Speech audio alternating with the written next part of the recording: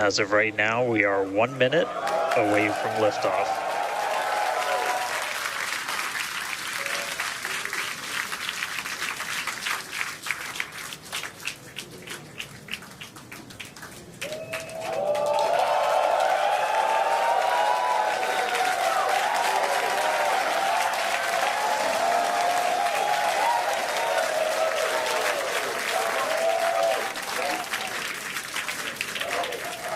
Flight directors go for launch.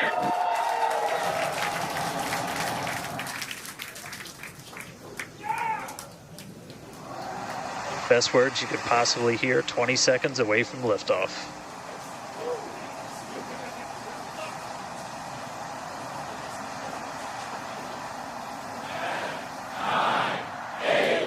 T-minus 5, 4, 3, 2, 1.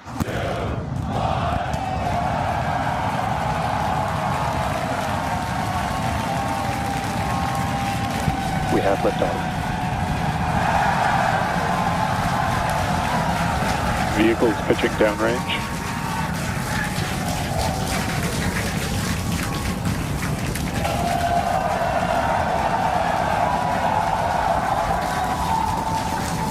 Booster after chamber pressure nominal.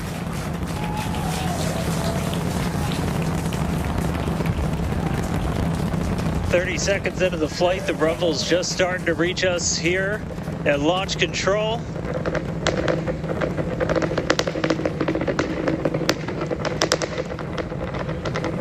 Booster and ship, That avionics is the power, sound telemetry of nominal. 33 Raptor engines.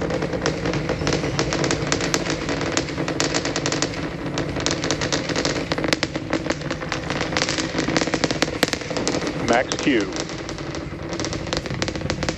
Now pass through the maximum aerodynamic pressure, the most stress the vehicle's going to see on the way uphill.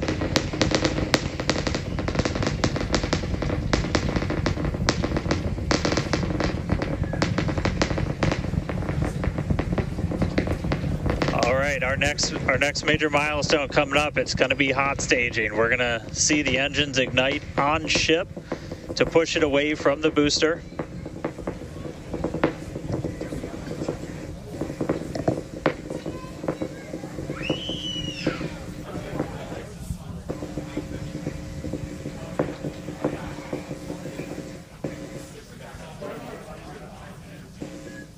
All right, so hot staging is going to be the next thing coming up. First, we're going to see the booster's engines start to shut down, all but 3. We're going to do what's called most engines cut off instead of main engine cut off, because 3 are going to keep going, and then we're going to see the engines on ship ignite.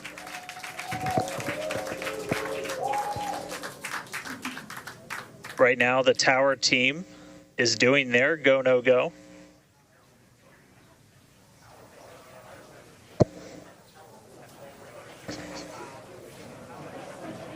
And we might hear some really good words soon, too. All right.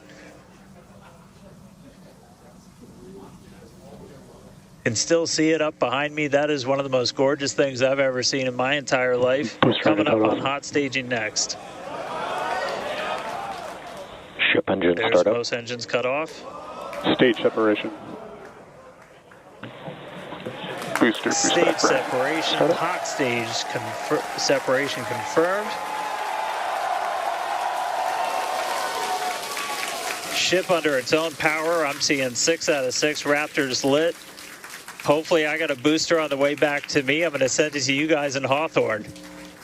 Oh, man, that was absolutely incredible. I loved how the crowd... Chamber pressure is nominal. The crowd here in Hawthorne all went, ooh, at that first view of the blue flames from the booster. As you can see there,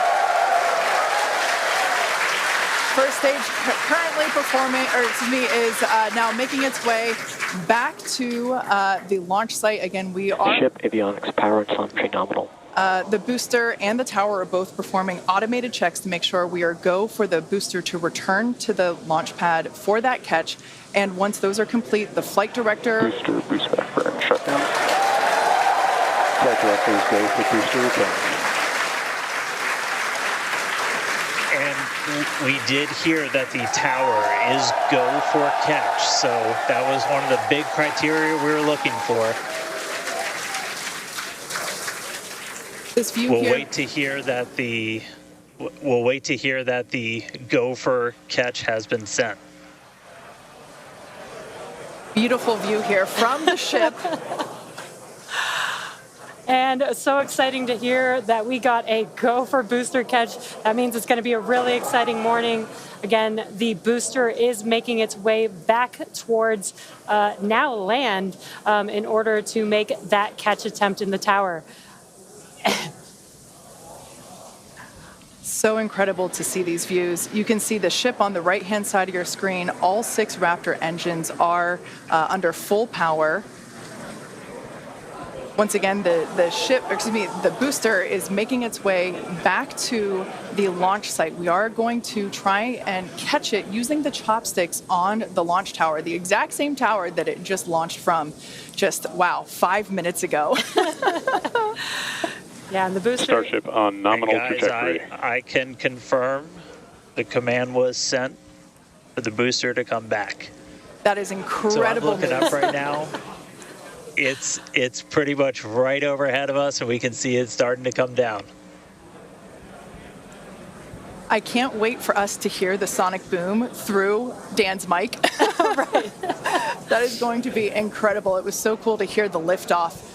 And so once again, a successful on-time liftoff of Starship Flight 5. The ship has separated from the booster. The booster is there on your screen. It is making its way back to the launch site. We are going to attempt the catch using the chopsticks. We did hear the confirmation that the command was sent to the tower.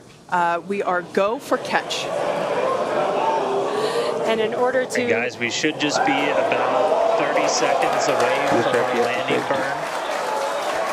It's going to happen in 3 phases. We're going to land 13 engines, burn off all of that velocity. Oh, we can see it coming down through the plume. Booster coming in hot for booster catch. We're going to ignite 13 of those Raptor engines, and this view is incredible right now.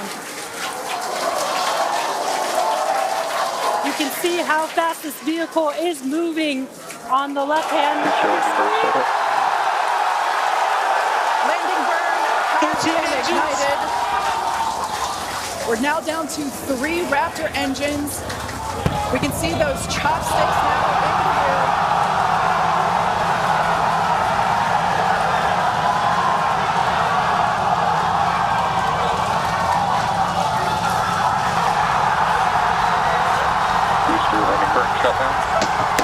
Megadilla has caught the booster.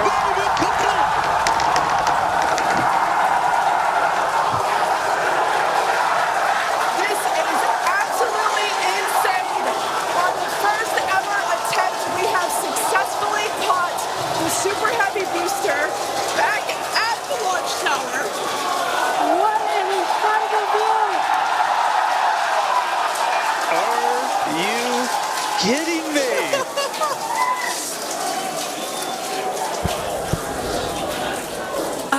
Dan, Wow. I don't know about you, but we're losing our stuff up Starship here. in terminal bed. Guys, I'm sorry. Like, even in this day and age, what we just saw, that looked like magic. Oh, wow. Dan, Wow. your view must have been insane. We are still going wild over here over this. Folks, this is a day for the engineering history books. This is a live view of the Super Heavy booster as it has just been successfully caught back at the very same launch tower that it just came from. Dan, I love this. You are reflecting exactly what everybody else here in Hawthorne, except maybe a little bit more because you got to see it with your own eyes. How was that? We got it. I mean, like, I can't even describe that. Oh, by the way, main engine cut off, ship's in orbit, but I am like shaking right now. That was... Yeah, This is not, Yeah, I mean, let's check in on ship. it's hard to believe that. Starship nominal orbit insertion. All right, exciting news there. It's hard to believe that, booster isn't the only excitement that we have today. Just confirmation there. A gorgeous view of planet Earth behind the ship. Saved. And it is now in the orbit that we expected it to. This is just an incredible day. Live views there as the booster vents some pressures there. That is a live view from the top of the tower looking at the chopsticks.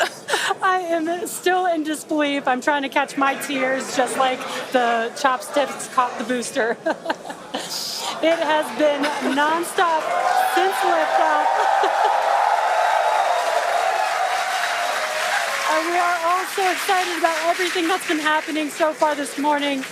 With the booster having completed its job for today, we are going to take a short break for the next 30 minutes. We'll return back at T plus 40 minutes while the ship continues to coast before re-entry. Oh, man. And as with previous flights, Starlink may actually enable us to talk with the ship through re-entry with no communication blackout. We, of course, are still testing Starlink during this phase of flight, so nothing is certain. But if we do have views, we'll be sure to bring those to you live. Views or no views, we'll see you back here at T plus 40 minutes for coverage of Starship's re-entry, flip maneuver, landing burn, and splashdown.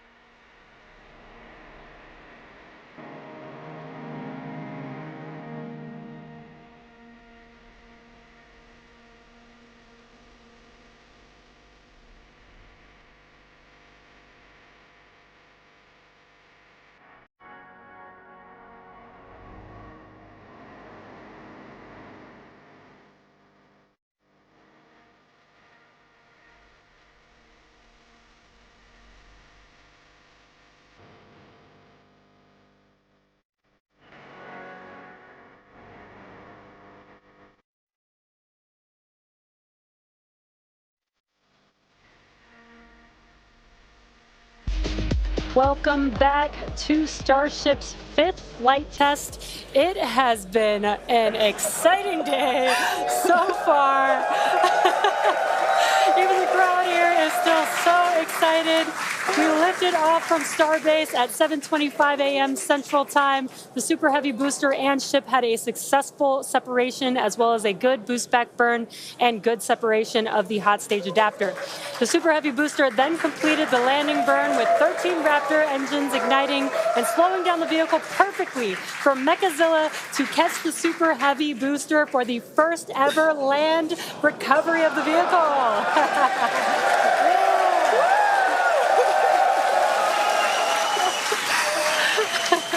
Now, it is insane to think that we're not done yet. We still have, in about 48 minutes, the ship will re-enter. All the flaps that will today, not that could. The ship will re-enter the Earth's atmosphere. Now, as a reminder, one of the main goals of today's test flight is for the ship to make it through the extreme heat of re-entry and to do so in a controlled manner. We learned a lot about this phase during Flight 4 and, as a result, completely reworked the heat shield, but more on all that in just a minute. Now, re-entry is typically a portion of flight where we don't have communications with the spacecraft because re-entering, it'll be re-entering at about 8 kilometers per second, or about 5 miles per second of roughly orbital velocity. Now, those speeds, the spacecraft moving through the atmosphere results in friction and creates a plasma field around the vehicle. We saw this in action on Flight 4 thanks to Starlink, and wow, it was breathtaking. The blanket of plasma ends up distorting communication frequencies, so it's not uncommon to experience brief blackouts in communication, but hopefully that's not the case today. And Kate, that's where Starlink has just kind of been just the unsung hero and the MVP of this test campaign. I mean, it's able to give us data, not just awesome video, but also data in real time as we're going through reentry. I mean, this is something that throughout the history of spaceflight just hasn't been possible. And this is an environment that is so unforgiving, so hard to model, so hard to understand. And for the first time ever, we're able to literally watch as it unfolds in real time, get that data in real time. And we're able to do that with Starlink. And it's great for us because we get to see something. We get to see the greatest light show on the planet or off the planet. But what it means for this program, we're able to learn tremendous amounts about our heat shield, our angle of attack, everything that we're doing as we're coming in through the atmosphere at hypersonic speeds. And it's you can't just thank it enough. And also, special shout out, you're going to see some additional flap camera views. We've got a really amazing team of avionics, cameras, electronics, software people who made all that possible. And so hopefully they're going to give us an even better show on the way in today as we're coming in at about 5 times the speed of sound. Yeah, those flaps, Dan, that you see there, that's what's helping. Starship is in a good attitude for entry, approaching the entry interface. And some good call-outs there, preparing for re-entry for Starship. And again, that's what Dan was mentioning, those flaps on the vehicle. And if you've been watching us for the last few minutes, you could see that the flaps were rotating around and helping orient the vehicle as it prepares for the beginning of re-entry today. Yeah, exactly. Re-entry will be enabled by that heat shield that you see on the bottom half. That heat shield is made up of 18,000 hexagonal ceramic tiles, and they are designed to insulate the vehicle during atmospheric entry. At that point in time, temperatures can be as high as 26,000 degrees Fahrenheit or about 1,400 degrees Celsius. The design itself also permits for rapid reuse with no refurbishment between the flights. And fun fact that I think is just incredible in terms of scale, but the heat shield alone on the ship has a total mass of 10.5 tons, which is crazy because these things are really lightweight. They're made out of ceramic. We have a couple of them here. The one that I'm holding is used on flat surfaces, as let's see if we go that way, because as it's flat. The one that Jesse has is kind of more what you see there on the side.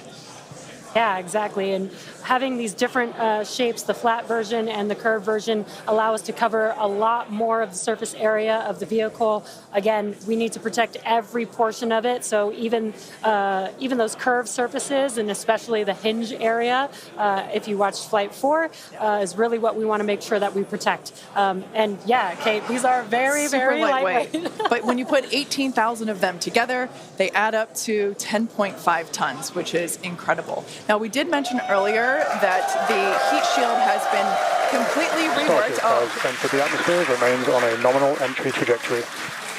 We can start to see that plasma now starting to build up on the side. It's not quite full plasma yet, but we are starting to see that color indicate that the heat is building up on the heat shield. Yeah, this is such a cool sight to see because you really never really have gotten to see this live before Flight 4. Yeah. And as Kate mentioned, it's getting a little more red, as you can see there on your screen. That means that heat is building up. But that's exactly what these heat shield tiles are there for, is to protect against this plasma and this really, really extreme heat that the vehicle is going to see for about the next 10 more minutes or so. Yeah, so the ship will attempt to light the 3 center Raptor engines, and those are the engines that can gimbal or maneuver or point, and they do that to help flip the ship until the engines point down so that it can land using the Raptor's thrust in the ocean. So that will happen after we get through this re-entry period. Again, now starting to see, and we also might start to see the flaps actuate a little bit here as the vehicle controls its roll during re-entry. That was one of the main learning points from Flight 3, was the roll control didn't work quite as well as we wanted it to. We learned that we needed some redundancies, so we added more roll control thrusters, and we'll see those in action as well today, as that was a Flight 3 learning that worked better on Flight 4 and still enabling that same design today. Yeah. Starship has passed through 85 kilometers altitude. Flaps now have control of the vehicle. Great call out. As Kate mentioned, the flaps are controlling the attitude of the vehicle. And I love these views because it looks so calm. Everything is relative, right? So relative to this camera on the ship, it looks so calm and smooth, but the vehicle is traveling extremely fast. You can see the speed on the bottom right-hand corner of your screen. Starship is designed to land on Mars where there are no runways or other humans to help out. So we also want rapid reusability. So we're doing propulsive landing instead of a more traditional means like parachutes. And so we will use the engines on this vehicle to help slow the vehicle down for a vertical landing. Yeah. Now, entry is going to basically happen in 5 phases. The first is low drag. That lasts for about 3 minutes. Next is high heating, and that beginning when heating increases above the heat rate breakup limit. That lasts for about 10 minutes. We then have high dynamic pressure. Starship will continue to slow down and experience increased aerodynamic loads during that phase, and that will happen before reaching Mach 1, about a minute after. Starship is approaching the peak heating phase of entry, remains on a nominal trajectory. Okay, so that was phase 2 that he just called out, that I was mentioning. After peak heating is that dynamic pressure around Mach 1, and that will last about a minute after leaving the hypersonic area, and then we go into subsonic, and then, of course, landing burn. Wow, what an incredible view. The colors are so amazing, and the colors actually also tell you a little bit about the temperature that the vehicle is seeing as well. So I think that's pretty cool that we get this amazing live visual. Speaking of live visual, the flap, we have more views, more cameras on board Starship, as Dan mentioned a few minutes ago. We are hoping that all 4 flaps will stay more intact than they did last time. We did make some changes to the design in order to help enable Starship this. is now experiencing peak heating, remains on a nominal entry trajectory. Great news there. that Starship is continuing along the path that we intended it to fly.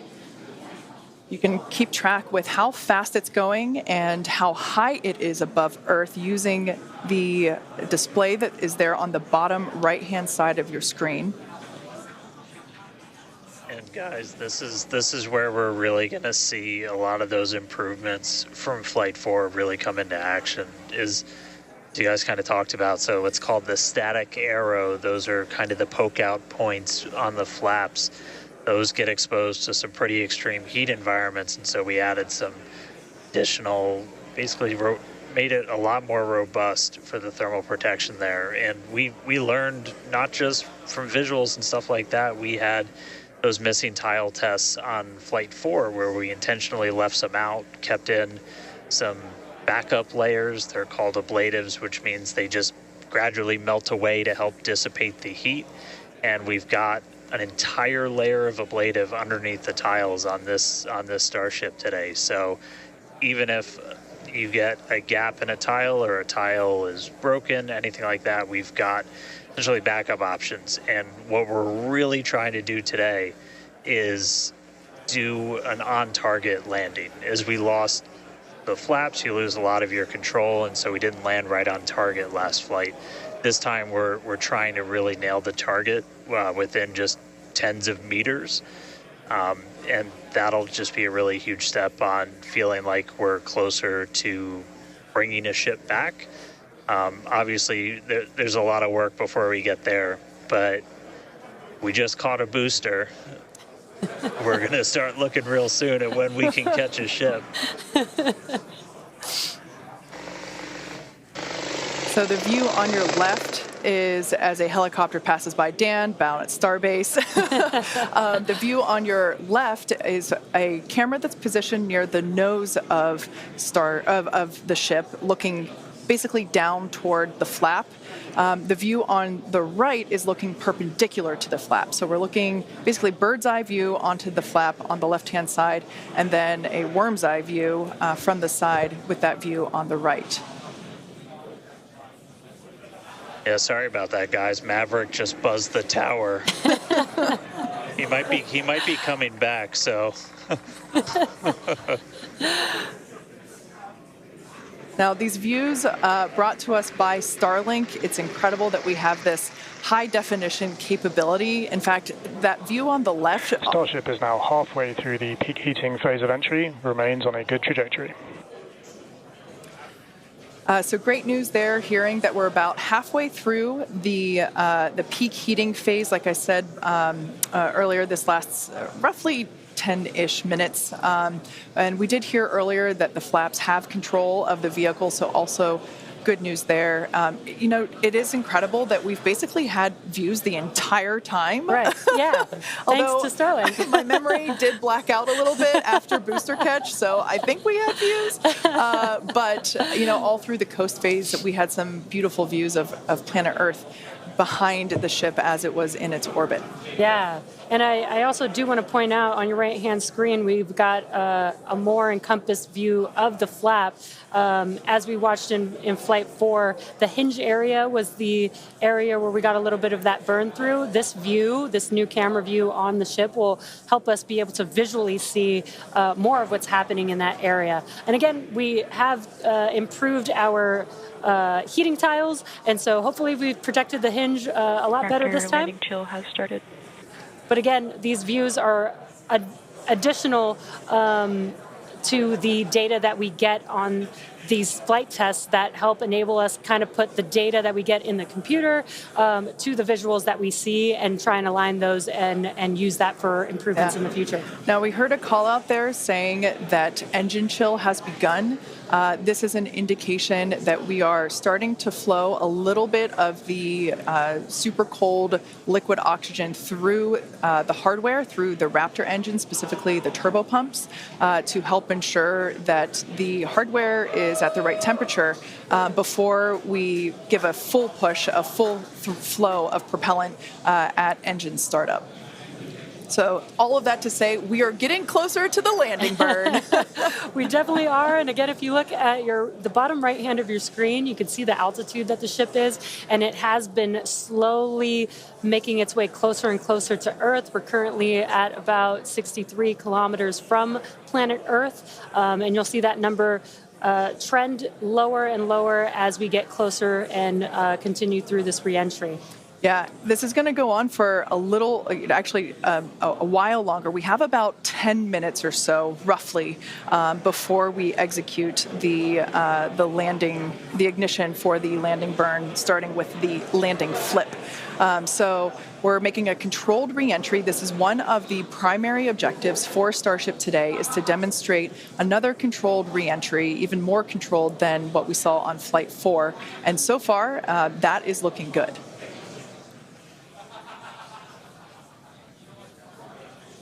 And then as we start to really get lower, we're going to start seeing the atmosphere's effects start to take place, and that's when we'll be dropping our speed down closer to the speed of sound. You'll see the flaps start to maneuver. We were able to do a landing burn on Flight 4, which kind of caught all of us off guard. It was pretty incredible after seeing the flaps survive through. And we're going to try and do another one on this flight today. We tweaked it a little bit, so we're going to try and splash down at a little bit of a gentler angle this time, instead of just kind of hit the water and fall over. And the goal with that is try and keep the ship intact, and then if we're able to then get some additional video of it, again, that's just more data. And everything we can see, everything we can get extra, like a couple extra seconds or minutes of data coming from the ship after Starship has splashdown. passed through the peak heating phase of flight, approaching maximum entry dynamic pressure. All right, we're through peak heating. Coming up is basically max Q part 2, where we're going to hit kind of that part of the curve where we're still moving really fast and the atmosphere is just dense enough that we're feeling the most pressure, but hopefully we're going to start feeling a little bit less heat now.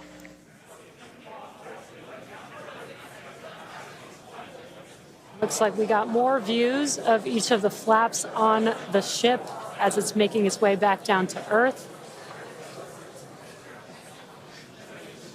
And we did pass through peak heating and still got really good views throughout that whole period. Typically during the highest heat on the vehicle, we tend to build up a lot of plasma, and that's typically when we would lose connection or views of the vehicle. But again, with Starlink, we were able to get some live views throughout that entire process there. And we're coming up, we'll start hearing a couple more milestones in about 4 minutes or so, when we start getting down to like the transonic, the subsonic, when we're starting to move closer to and beneath the speed of sound. And I mean, we're getting live views, we're getting live data. We've got a couple additional tests on this one today where we left off some missing tiles again to test some additional backup layers. We also have, I don't know if we can still quite see them in this view, but you may have noticed we had some kind of silvery looking tiles on Starship as well. And those were pretty much standard tiles, but they were wrapped in aluminum. And it was a pretty simplistic, straightforward one where aluminum starts to melt at roughly the same temperature where steel starts to lose its strength, not necessarily melt. And so if we see stuff melting, we know what our steel is going to be exposed to. But yeah, 59 minutes since launch, should be coming up on transonic and everything just about 3 minutes. Now the views here, we have coverage of all 4 flaps. We can see, so for those that perhaps didn't catch a glimpse of the vehicle before liftoff, there are 2 flaps at the forward end and 2 flaps at the aft end. The larger camera view that is there on the right-hand side of your screen, that is a view of one of the aft end or the bottom end flaps. We can start to see some heat buildup and peeking through on one of the flaps there in the top left-hand corner of your screen.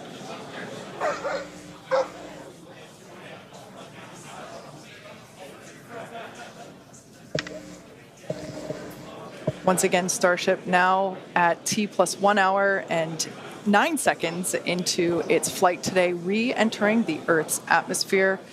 Currently about 45 kilometers above the surface of the Earth, now 44. We are targeting a soft splashdown in the Indian Ocean, about, northwest-ish of Australia. And we are attempting to, as we did on Flight 4, perform a flip maneuver as well as Starship is at maximum entry dynamic pressure, remains on a good trajectory. All right, so that is great news there. Like Dan said earlier, this is basically max Q part 2. So this is the greatest amount of aerodynamic loads that the vehicle will experience during its flight. It's coming back through the Earth's atmosphere. It was above the Earth's atmosphere in space where there was no friction. We can obviously see heat as evidence of that friction buildup. The atmosphere is actually helping to slow the vehicle down. If you're watching the telemetry in the bottom right-hand corner of your screen, you can see that speed decelerating rapidly.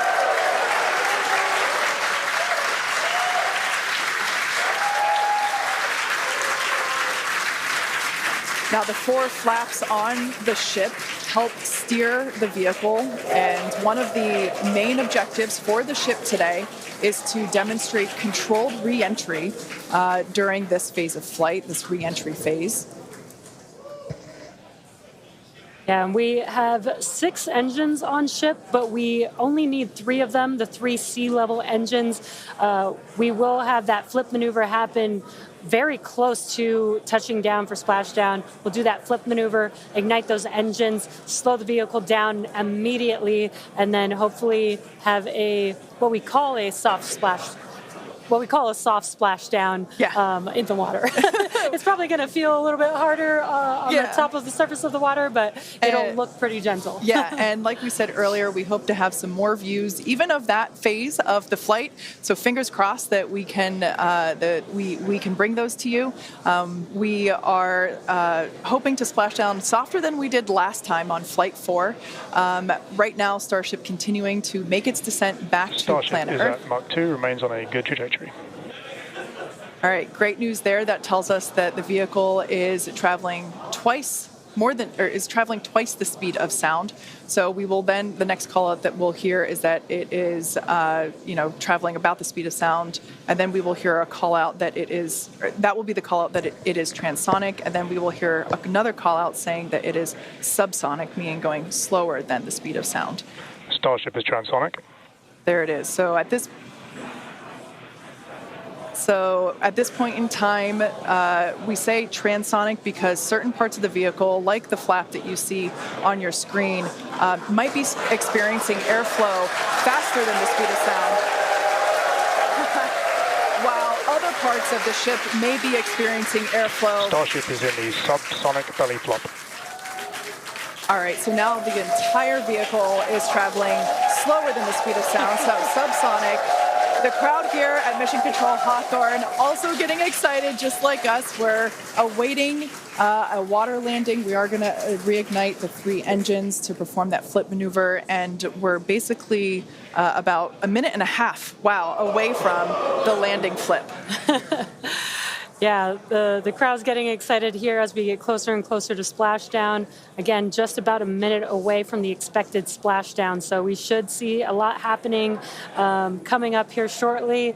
We're currently having a view of one of the flaps, and it is a little bit dark on your screen, but hopefully we'll get some good views of the ship as it makes that flip maneuver and touchdown for splashdown. Yeah, guys, we saw that speed drop like a rock. So we're doing a belly flip right now, or a belly flop right now. That's what's kind of, if you saw the high altitude campaign, that's the unique thing about how Starship comes back. So we've bled off pretty much all of the speed we're going to. We're essentially at terminal velocity. Starship is at 5 kilometers altitude, remains on target. Five to go. Coming up soon. Landing burn.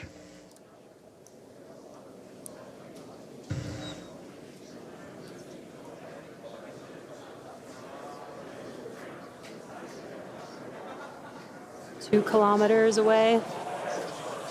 Starship is on target, approaching landing burn startup. So keep an eye on the bottom right-hand side of your screen as well. That will be the indicator when the Raptor engines ignite, if we are unable to see that illumination ourselves. Landing burn startup. What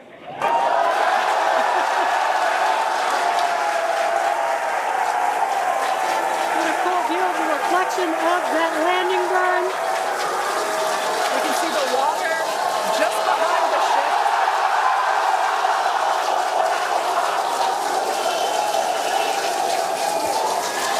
Starship has landed.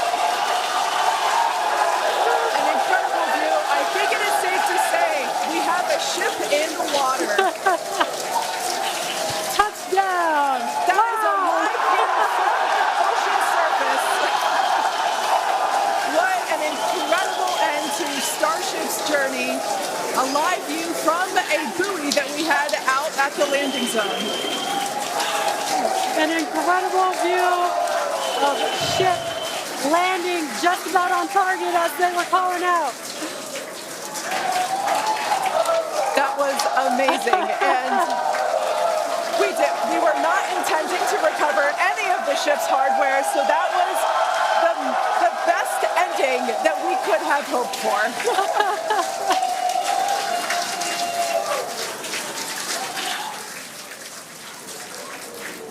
Man, I don't think we're going to be able to get a ton of extra video of the heat shield, but we hit the target. We hit the target. Yeah. I mean, we hit the target because we had these buoys placed in a pretty specific spot, so wow. What a day. I feel like that's what I get to say. What a day. I mean, everything started off today with that launch. We were able to lift off towards the end of our window, 7:25 a.m. Central Time. 33 out of 33 Raptors in the way uphill. Successful hot stage. Booster came back. We watched it come down right behind us. Watched it get caught. And that broke my brain for a while. I'm really happy we had coast for a bit, but that's first ever booster catch, major step on the way to rapid reusability. And ship just gave us one heck of a show, making it through a controlled re-entry this time, flaps intact, made it down to the water. Hey, starships were meant to fly, and it sure as hell flew today. So let's get ready for the next one. Over to you guys. They were meant to fly, and they were also meant to be caught by Mechazilla. Yeah. It's been such an incredible day today. Congratulations to our teammates and to everyone who supported the Starship program. And thank you to all of our future customers for your support. And we'll also like to thank the people of Cameron County, Texas, as well as the Coast Guard, the Federal Aviation Administration, the Government of Mexico, and the Australian Space Agency. Now be sure to follow SpaceX on X for more updates on today's test flight and, of course, for future Starship news. Today was amazing, but the SpaceX action isn't over yet. Soon Falcon Heavy will launch NASA's Europa Clipper, and we're also going to be returning Dragon back to Earth with NASA's Crew 8 astronauts. So congratulations again to the SpaceX team. What an amazing launch and an even cooler catch. Thank you for watching, but we're going to leave you with an awesome recap of what has been the most epic day.